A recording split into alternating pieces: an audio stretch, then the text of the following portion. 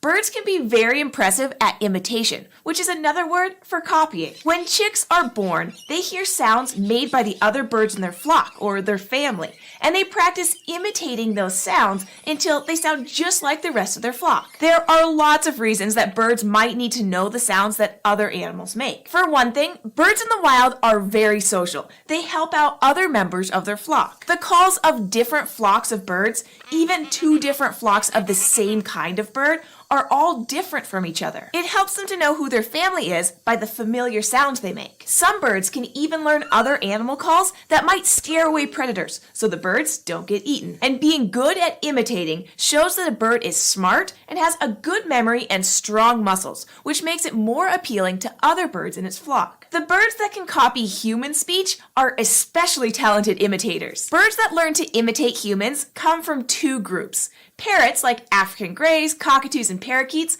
and songbirds like minus, starlings, and even crows. They're such good imitators that sometimes they can even fool people. Some pet birds have escaped into the wild and taught the calls they learned from humans to the other birds in their new flock. So sometimes people have gone for a nature walk and heard someone calling out. They looked around for a person only to realize that the birds were the ones talking.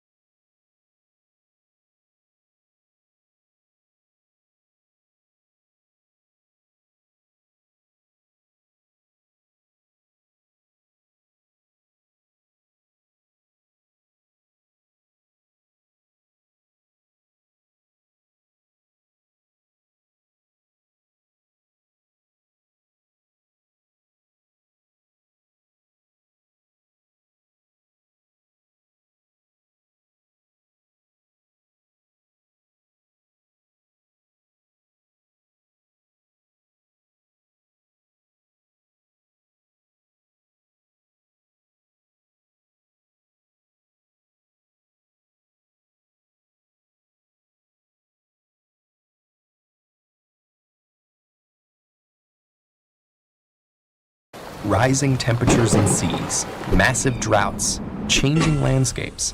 Successfully adapting to climate change is growing increasingly important.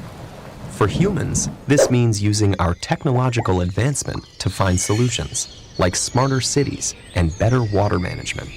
But for some plants and animals, adapting to these global changes involves the most ancient solution of all: evolution. Evolutionary adaptation usually occurs along timescales of thousands to hundreds of thousands of years. But in cases where species are under especially strong selective conditions, like those caused by rapidly changing climates, adaptive evolution can happen more quickly. In recent decades, we've seen many plants, animals, and insects relocating themselves and undergoing changes to their body sizes and the dates they flower or breed. But many of these are plastic or non-heritable changes to an individual's physical traits, and there are limits to how much an organism can change its own physiology to meet environmental requirements. That's why scientists are seeking examples of evolutionary changes coded in species' DNA that are heritable, long-lasting, and may provide a key to their future.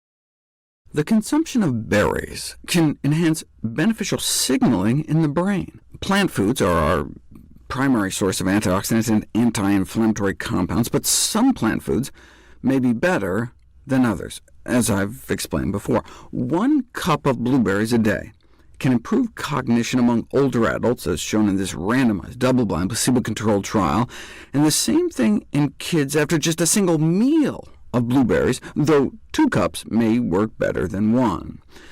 That single hit of berries may also improve mood. A double-blind, placebo-controlled crossover study in which kids are asked a series of questions. Are you very slightly or not at all, a little, moderately, quite a bit, or extremely interested, excited, strong, etc.? Before and after drinking the placebo, no significant change. But 2 hours after consuming about 2 cups of blueberries, their positive mood scores significantly improved. They felt more enthusiastic, alert, inspired, attentive, that kind of thing.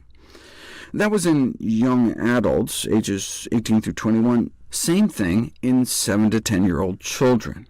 Some dangerous new mood-enhancing drug, or Ritalin? No, blueberries, and just after a single meal. Now, blueberries can't do everything. Although a cup of berries certainly appears to improve brain function, no improvement in walking or balance was observed.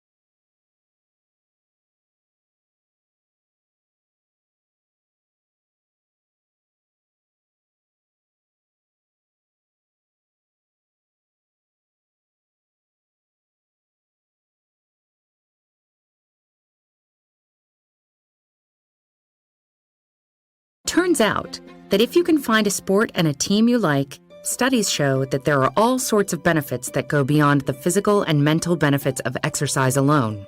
Some of the most significant are psychological benefits, both in the short and long term.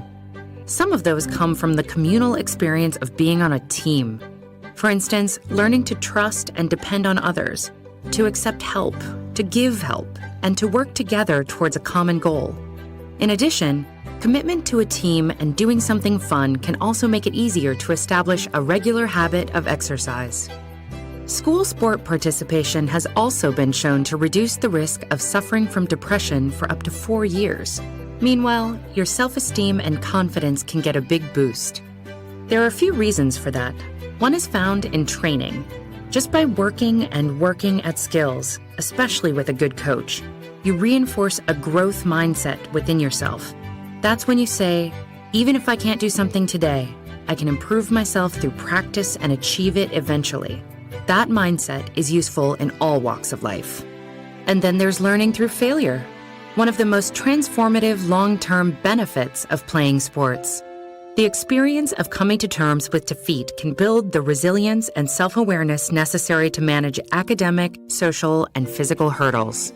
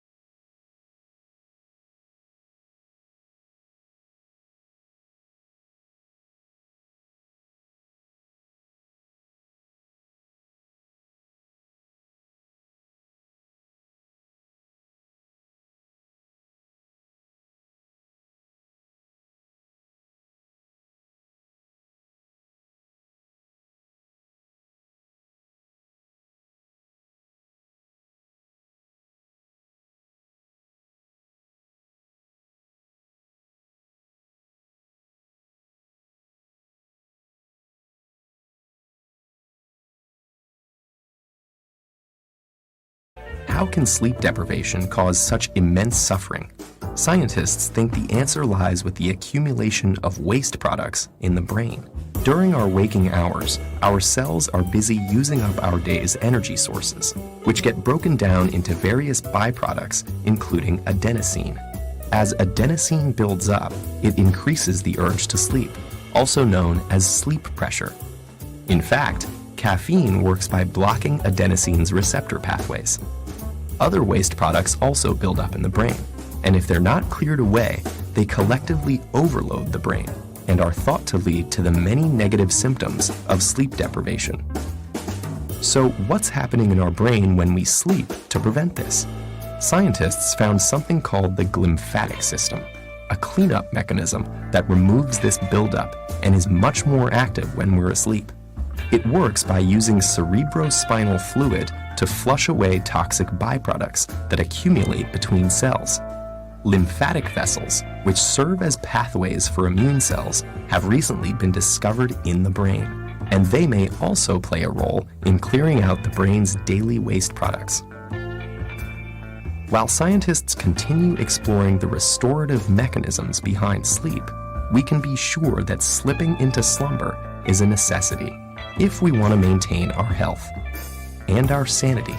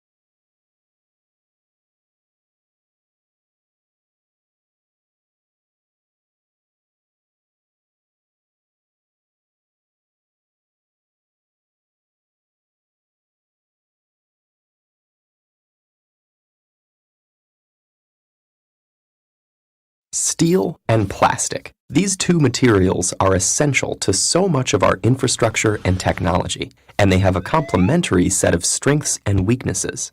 Steel is strong and hard, but difficult to shape intricately.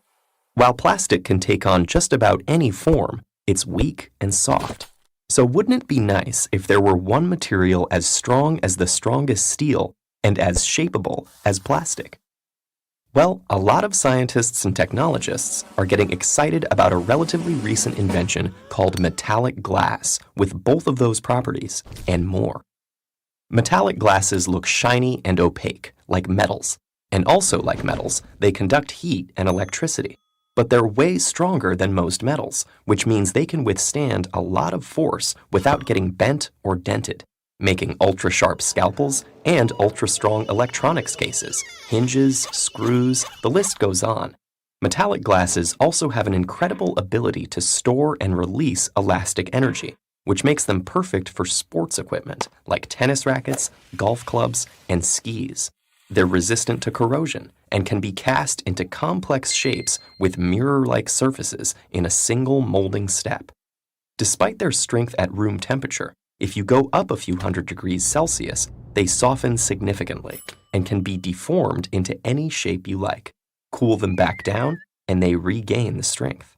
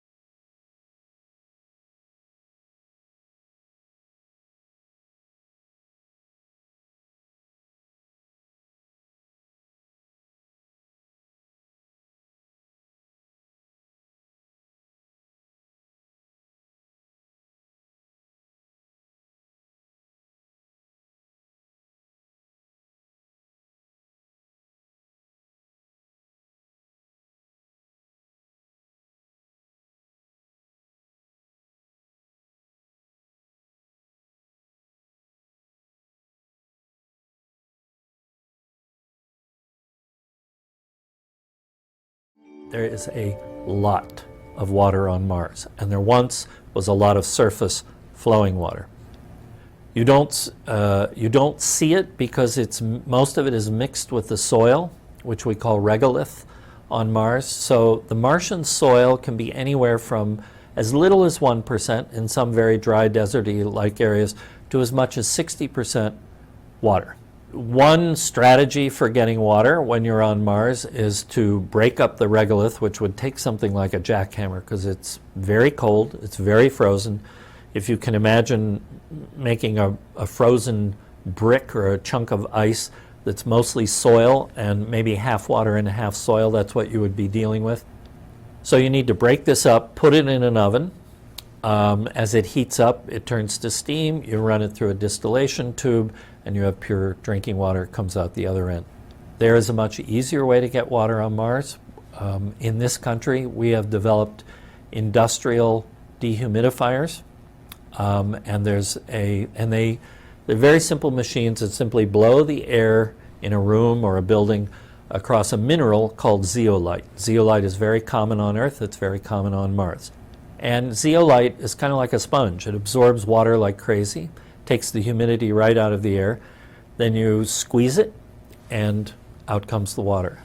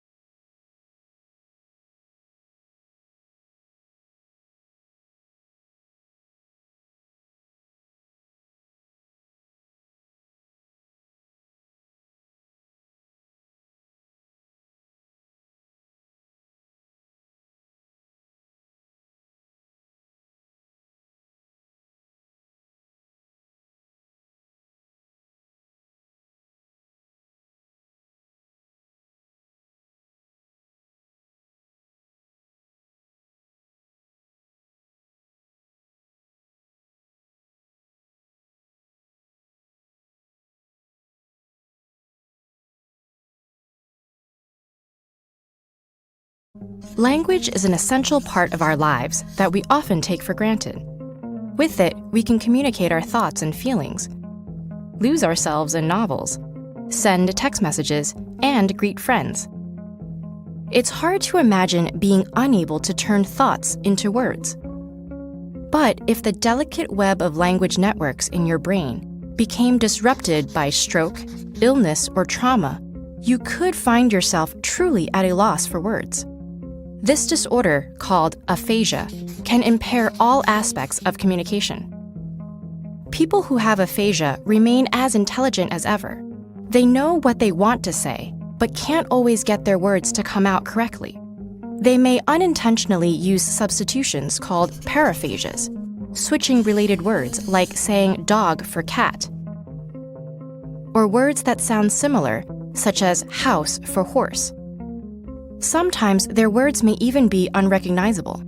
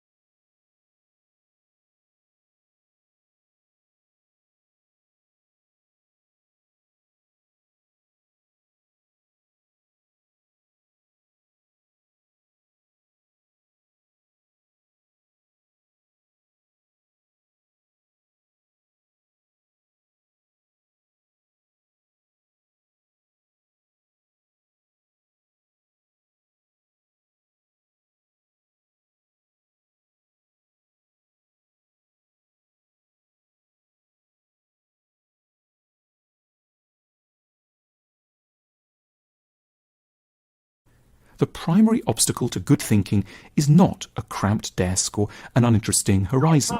It is, first and foremost, anxiety. Often, the most profound thoughts we need to grapple with have a potentially disturbing character. As these potential implications start to come vaguely into view, our inner sensor, motivated by desire for calm rather than growth, gets alarmed. A vigilant part of the self gets agitated. It distracts us, it makes us feel tired, or gives us a strong need to go online. Skillfully, it confuses and muddles our train of thought. It blocks the progress we were starting to make towards ideas that, though important and interesting, also presented marked threats to short-term inner peace. It's in this context that the shower emerges as so helpful to the way our minds work, and earns the right to be honoured as one of the best places on earth in which to do any kind of serious reflection. Amidst the crashing water and the steam, and with a few minutes of respite before the day starts, the mind is no longer on guard. We're not supposed to be doing much inside our heads. We're mainly occupied with trying to soap ourselves and properly rinse our hair. The ideas that have been half-forming at the back of our minds, ideas about what the true purpose of our lives might be and what we should do next, keep up their steady inward pressure. But now there's a lot less to stop them reaching full consciousness. We're not meant to be thinking.